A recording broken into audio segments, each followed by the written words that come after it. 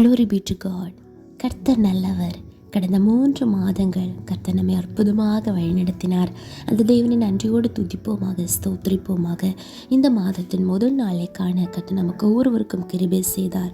நிச்சயமாக இந்த மாதம் முழுவதும் ஒவ்வொரு நாட்களிலேயும் கர்த்தர் நம்மை ஜெயமாய் வழிநடத்துவார். இந்த காலை வேளையிலே இந்த மாதத்தின் வாக்குத்தத்த வசனமாக கர்த்தர் நமக்கு ஒரு வார்த்தையை கொடுத்திருக்கிறார். அப்போஸ்தலனாகிய பவுல் ரோமாபுரியருக்கு எழுதின நிருபம் 16ஆம் அதிகாரம் அதனுடைய 20வது வசனம். சமாதானத்தின் தேவன் சீக்கிரமாய் சாத்தானை உங்கள் கால்களின் கீழே நசுக்கி போடுவார். பிரியமானவர்களே, நம்முடைய தேவனாகிய கர்த்தர் அவர் சமாதானத்தின் தேவன். அவர் சமாதானத்தின் பிரபுவாயிருக்கிறார். ஆதலால் அவரையே நம்பி அவரிடத்திலே நம்முடைய நம்பிக்கையை வைத்து சமாதானம் இல்லாத எந்த சூழ்நிலைகளானாலும் ஆமென் ஸ்தோத்திரம் அங்கே நாம் நிலைத்து நிற்கும்போது, அவருக்குள்ளே நாம் தைரியமாயிருந்து நாம் நிற்கும்போது நிச்சயமாகவே நமக்கு சமாதானத்தை பெற்றுக்கொள்ள முடியும். தெய்வ சமாதானம் தெய்வனாலே மட்டும்தான் நமக்கு பெற்றுக்கொள்ள முடியும். ஏனென்றால் நம்முடைய தேவனாகிய கர்த்தர் அவர் சமாதானத்தின் தேவன். அவர் சமாதானத்தை உண்டு பண்ணுகிறவர். அவர் சமாதானத்தை உண்டாக்குகிறவர் மட்டுமல்ல, அவரே நமக்கு சமாதானத்தை தருகிறவர். ஆதலால் தேவனோடு கூட ஐக்கியமாக இருந்து அவருடைய சமாதானத்தை நம்முடைய வாழ்க்கையில எல்லா நாட்களிலே எல்லா சூழ்நிலைகளிலே பெற்றுக்கொள்வோமாக.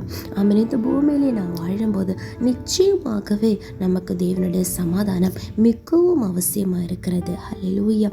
ஏனென்றால் ஒவ்வொரு நாளும் ஒன்றன் பின் ஒன்றாக பிரச்சனைகள், சோதனைகள், போராட்டங்கள், ஆமென் ஸ்தோத்திரம், துன்பங்கள் நம்முடைய வாழ்க்கையிலே கடந்து வரலாம். ஆனால் சமாதானத்தின் தெய்வன் நம்மோடு கூட இருக்கும்போது எந்த கஷ்டங்களும் நம்மை அணுகாதபடி கர்த்தர் நம்மை பாதுகாத்துக் கொள்வார். நம்முடைய நாட்டை பார்க்கும்போது, உலக நாடுகளை பார்க்கும்போது கூட ஒரு இடத்துல சமாதானமான ஆமென் ஸ்தோத்திரம் நிலைமை என்றால் மற்ற இடத்துல யுத்தங்கள், ஆமென் சமாதானம் இல்லாத ஆமென் ஸ்தோத்திரம் அட்மாஸ்பியராக இருக்கிறது.